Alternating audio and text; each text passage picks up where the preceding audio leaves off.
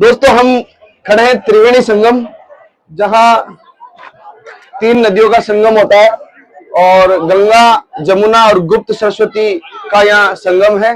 और हम यहाँ पहुंच चुके हैं और आप देखेंगे हमारे साथियों के साथ में हम त्रिवेणी संगम के लिए निकल पड़े हैं। त्रिवेणी संगम के लिए हमें बहुत मशक्कत करनी पड़ी, क्योंकि आज मौनी अमावस से पहले सभी त्रिवेणी संगम के जो पॉइंट्स थे वो पूरी वीआईपी मूवमेंट को देखते हुए और भीड़ भाड़ को देखते हुए प्रशासन ने बंद कर दिए थे।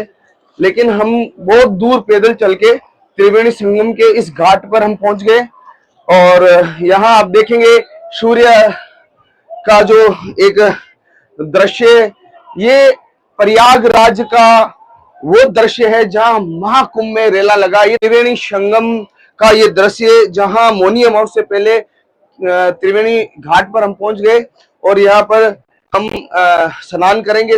कल सुबह शाही स्नान होगा जो रात को 2 बजे से शुरू हो जाएगा। जो विभिन्न अखाड़ा के जो हैं अलग अलग संत महात्मा, वो अपने जितने भी चेले हैं उनके साथ में त्रिवेणी संगम में शाही स्नान करेंगे। आप देखेंगे कि दृश्य त्रिवेणी संगम का। तो दोस्तों, महाकुंभ का एक अलग ही पुण्य है। ऐसे कहा जाता है दोस्तों कि अगर प्रयागराज की धरती पर कदम भी रख दे तो आपके पाप धुल जाते हैं। और प्रयागराज के त्रिवेणी संगम में हम स्नान करने जा रहे हैं, तो हमें इसका पुण्य भगवान अच्छे से पुण्य दे और हम इस हमारे तमाम जाने अनजाने में किए गए जो भी कर्म है, उनसे जो गलत काम कभी अनजाने में हुए हैं, तो भगवान उन्हें हमें माफ करें। हमारे दोस्तों, मैं आपको बताऊंगा कि त्रिवेणी संगम का ये दृश्य है। और एक बात महत्वपूर्ण बताना मैं भूल गया था, हालांकि मैंने एक रील में बता दिया था कि ब्रह्मा जी ने सृष्टि निर्माण के बाद में जो मतलब कि यज्ञ किया था, प्रथम यज्ञ, वो प्रयागराज में ही किया था और इसलिए इसे तीर्थराज भी कहा जाता है। प्रयागराज में जो यज्ञ करने के कारण इसका नाम प्रयाग पड़ा। प्रथम यज्ञ से प्र और याग से यज्ञ, प्रयागराज। तो प्रयागराज में शाही स्नान काफी जगह से आए हैं। आप कहाँ से पधारे हैं? हम हरियाणा अम्बाला से। हरियाणा अम्बाला से। तो त्रिवेणी घाट पर आप त्रिवेणी घाट में ही जो चल रहा है ना, देखो ये गंगा जमुना जी है, सरस्वती लुप्त है। हाँ। ये तीनों का संगम यहाँ पे है ना, ये असली घाट है, ये स्नान का। तो ये स्नान कर रहे हैं हमारे साथ में। अच्छा, हमें राजस्थान के लोग मिल गए। आप कहाँ से? हम आबू रोड से है। आप आबू रोड से हैं और आप कहाँ से हैं? आबू रोड से है। तो आबू रोड राजस्थान में आबूराज एक बहुत तपोस्थली है। तो आबूराज के लोग यहाँ, मतलब कहने की बात नहीं है, देश के कोने कोने से विभिन्न तीर्थ स्थलों से लोग आ रहे हैं। आबूराज से भी लोग यहाँ आए त्रिवेणी। आपको कैसा लगा? सफर कैसा रहा आपका? यह आनंदित सफर रहा। यह पूरे विश्व का एक समागम स्थल होने वाला है, जहाँ संतों का सभी का एक समागम होगा। त्रिवेणी संगम का स्नान है ये। त्रिवेणी संगम का स्नान आप देख सकते हैं कि इस तरीके से त्रिवेणी संगम का स्नान लोग कर रहे हैं। विदेशी लोग भी त्रिवेणी संगम में हैं, हम उनसे बात करना चाहेंगे। तो कुछ लोग यहाँ पर शाही स्नान से पहले पहुंच गए हैं और देखना चाहेंगे कि कितना। नमस्ते, जय श्री राम, हर हर Mahadev, Radhe Radhe, Radhe Radhe. Where are you from? Belgium. What your name? Lawrence. Lawrence. Wow, Lawrence. Nice to meet you, Lawrence. Lawrence, tell me what about you think Mahakumbh? It's incredible. There's no words. It's amazing. Amazing.